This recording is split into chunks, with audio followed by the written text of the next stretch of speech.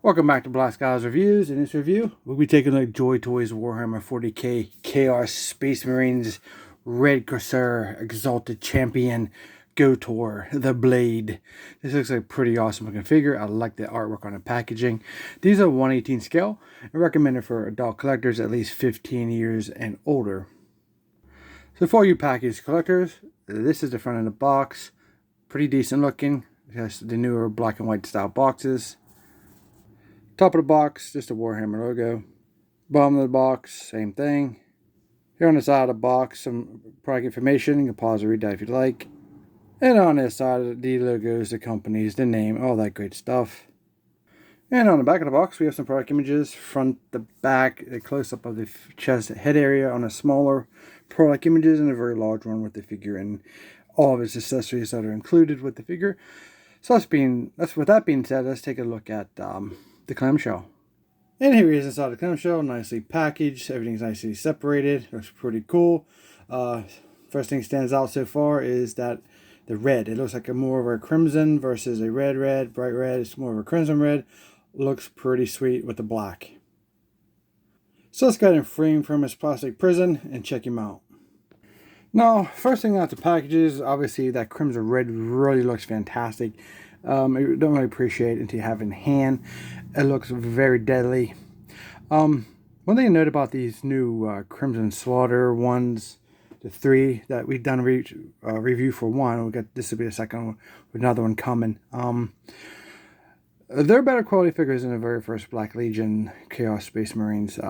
These have a better quality build, better plastic, better feel to them. I don't know what it is, but they're not as big and they are very nicely done figures. Now let's go ahead and check this guy out. When they call him the Blade, they ain't lying. This guy's ready to rock and roll and cut you up, slice and dice left and right, all over. Starting with the head, as you can see, he has this blade on the top of his helmet. So he can do some kind of like ramming rhino style attacks. We have the black overall. Then we have the gold metal plates that's pretty much welded to his helmet. You can see the nice cut throughout his helmet, which we'll be taking a look at as we turn the head around. Silver tubing on the side, silver dot there. We have the blue eyes, nice mask. Here looks pretty, like almost like a frown design. Same for this side. His head does go 360, obviously, as you can see. Looks pretty cool. There's the back of it. Kind of looks almost like a helmet. That'd be kind of a helmet. That's pretty cool. The display's pretty thick, as you can see. It's done like a gunmetal or some black wash. It's not soft, but it's not too hard. It gives you a little bit of flexibility because if it doesn't break, it doesn't make it brittle, which is really good. Chest area, we have these gunmetal. Kind of gives you an idea of like shells, but they're not. It's like kind of like a ammunition belt type thing. Golden skull in the front, looks amazing with the black eyes. Very, very nicely done. What that is, their connector point for a hose or something. I guess we have a hose there on that side. Now, the pauldron looks fantastic. We have this very thick metal black trim, nice painted on insignia there. Some of the studs have more silver on it and then the others. I don't know if that's like, again, like a wear look or whatever, but it looks pretty awesome nonetheless, so I'm not too mad about that. We have the gold here on his glove, a little bit of those studs there on his glove there. This metal fence, I call this fence post, a medieval fence, but they're done in gold. The back, we have this silver with the bigger diameter holes for his power pack. On this side now, we're getting some real damage here. We don't have the overall block around the pauldron like the other one, but we just have it on the top with the silver studs on it. Then we have these 3D spikes, man. These are pretty wild. So, you know, if he wanted to do some shoulder blocks, he can definitely cut you up there, cut you up with his helmet, pierce you, do some definite damage to you in combat. So just with his helmet and one shoulder pad, he's already very dangerous to mess with. Now his lower level here, he kind of has that trim. If you can see his abdomen here, some kind of design we have on his chest, very cool, with some like gunmetal wash over the black. Now here's his PVC piece for his front skirt. You can see it's this one piece. It's removable. A lot going on. I have a design here. So some spikes there, some chainmail, some chains, this little talisman here. Then we have a removable knife on his connector piece there. So you can definitely catch up with this. See, he's all ready to rock and roll here. Gotta be very careful. He can pull out blades and hurt you in many different ways. Gunmetal blade, gold here, gold there, and the end like a darker red wrap around the handle. Looks pretty nice. Let's set that aside here for a second. Pretty decent. Let's find out what's underneath here. So black legs, we have some gold wraps. Then we have like a cloth wrap with a buckle that goes around this pouch on his leg. This is brown. That looks like a cloth. It's really cool. This is removable. If you want to remove that, you don't like it. Not only this guy can cut you up, he can blow you in the red mist. We have some grenades here done in a silver and black, and he's just pop off like this, and that's all a ball peg. Pretty nice. So if you are better at hand-to-hand combat or better knightsman, he has a final resort for you and blowing you into red mist. Not only if he has a grenade, and if he misses and you escape, he has another chance of blowing you up. He has one on his back. So you have two of those, which is both removable. We have this butt plate. Pretty nice. Not his butt, his plate. Anyway, haha. So moving down to the lower levels. The knee has this nice skull design on the knee pad. I love it. Looks great. This is pretty cool. We have this black here. Trim around the red. Kind of almost looks like a mouth in a way. Some more of the silver studs throughout. We have a fang or a tooth there. Pretty nice. There's no fang or tooth on this one. That wraps all the way around, so that makes it look full of a design. Very cool. Now for some of the articulation, his pauldrons. This one here this is not the V2 body, it's the V1 style. This is a pegged pauldron. So it's pegged on, so that's good. It's not inside. So you can get that 360 rotation. If you guys have been watching my videos, you see how in the strap it goes between the arm and versus the pegged one, it doesn't give you all that friction and all that resistance where you're going to break that strap. You're going to wear that strap out. You're going to thin it out. You see the articulation goes up about that far. His 360 bicep cut there also. It's really hard to get to sometimes because of the pauldron. Double jointed elbows. See how I can move a pauldron. I love the V1 style. When they get the tolerance right, they work. When they don't, they fall off. But then you have the strap, it doesn't work. It just gets in the way. Hands up and down, back and forth, all the way around, anywhere in between. Like I showed you here, chest goes back and forth, you know, side to side.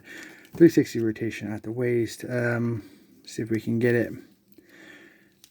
Yep, we can get it without anything falling off. That's awesome. Feels nice and smooth. The joints feel great. No issues there. Usually the shoulders with the straps are the problem. Then we have a leg swivel up there, and then we have the cut right there under this piece, the thigh cut. Double joint knees.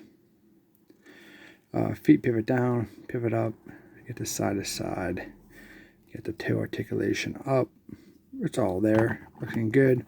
I really like the freedom of the arms on this figure. That's definitely a huge plus for me because I'm not liking the V2 body very much, especially the shoulders. And the hands are my biggest gripe, and look how soft those are. That looks in perfect tolerance because when you can get the weapon in, and then the plastic goes back where it belongs. And there you go. The blade. Pretty sweet. Loving it.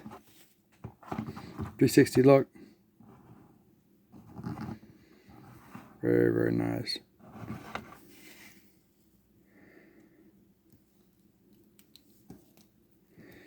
Top of the figure. Bottom of the figure. Some of the features up close. Looking great. Especially this is awesome. That's dangerous. Loving this figure. Very cool. Very, very nice. So let's get him out of there. And then let's get this back. Put the thinner side in and then back in. No problem. Super quick on transition. Don't have to worry about fighting with it. This is a great figure so far. Let's take a look at some of his accessories. Alright, not only he can cut you up, slice and dice you, he can hack your butt to pieces with this fantastic looking battle axe. Power axe, what do we want to call it? I don't know. Does it really matter? We have the corruption there, chaos on the blade. That's some kind of metallic looking blood with a yellow eye. It comes through with the light. It's very cool. We have the silver edge with the dark. It's not gunmetal, it's more of a flat black. This is more gunmetal, the motor piece and the back piece here, the hose. Looks pretty good. Looks like both sides are the same. Spikes here done in gold. The wrap that matches his knife, which is fantastic, is that ownership. Love that. And then we have the bottom piece. But that looks great together. You can see that's a set of weapons that go to a character. Love it, love it. And then, of course, we have the ability to put this in his hand. The only thing about this one is the trigger finger gets in the way sometimes because it's meant to go in a hole and there's no hole for it to go in. So, there you go. But it's very nice, very manipulative. There you go. Battle axe. Looks incredible. Deadly. Will definitely make a presence on your shelf. It is on his shoulder. Looking super cool. I like that look. Let's see what else he got. Okay, not only can he can slash and cut you, dice you, chop you, blow you to red mist. He can fill your butt full of holes with this little bolt pistol design. Gunmetal black right here, it's a gold on the front. You see the rounds hanging out the bottom on a belt fed piece. Gold shells, oh, devastating. Drilled barrel, drilled to the side. I like the X design on there, that's pretty cool. Is it on the other side? Nope. It's on the one side. Cool. And then we can check him out with his little pistol. The axe looks awesome though.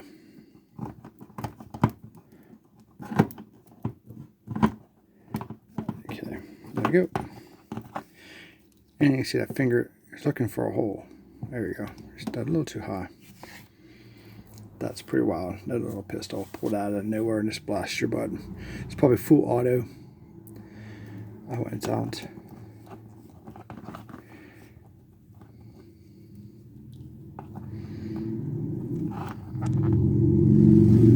Looks pretty nice.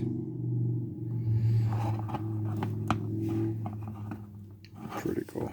So that's awesome. He has all kind of options to take you down. Last thing he comes with for pretty much a weaponry type of thing, we have this amazing looking high detailed backpack. We got these screaming skulls, some kind of inside like a fan. I didn't notice that. That's really cool. It's like a fan inside there. Too bad that didn't work. They have these amazing looking horns. That's incredible. They're not detailed. They put a little fan inside there. Then we have this gold piece that comes out that grabs two skulls. Then like a whitish color. Should have done bone. They really should do all bone like they did the other figure we just did. It's pretty nice. Some silver throughout here and the vents and tubing. Gold connector pieces there. Silver throughout. Some studs throughout the red there. Some horns or spikes there. The back of it got some paint. They really go all the way around 360 with these. They don't cheapen with the waffle crap like Hasbro does. Hey, when it's true, right guys? Joytoy can do it, so can they. They probably do it cheaper because Hasbro's got more money. There he is with the backpack, power pack, deadly pack, whatever you want to call the pack. There he is, looking fantastic. I love the side profile. And obviously the back is just going to look as bad as the front. Look how awesome that is. He's definitely going to be a presence on the battlefield and on your shelf if you decide to pick him up. Very, very cool. And probably the least important thing, for me at least, is the extra hands. You got a gripping hand, another gripping hand, and a punching hand. So you're going to get 3 hands. So I'm not big on extra hands. I just need a couple hands that make it work for the weapon. One's a weapon. They can hold the weapons. I'm good. Maybe the open hand. I do like the open hand, but I don't need 8, 12, 15 hands. I just need a couple hands. As long as I can enhance my playability.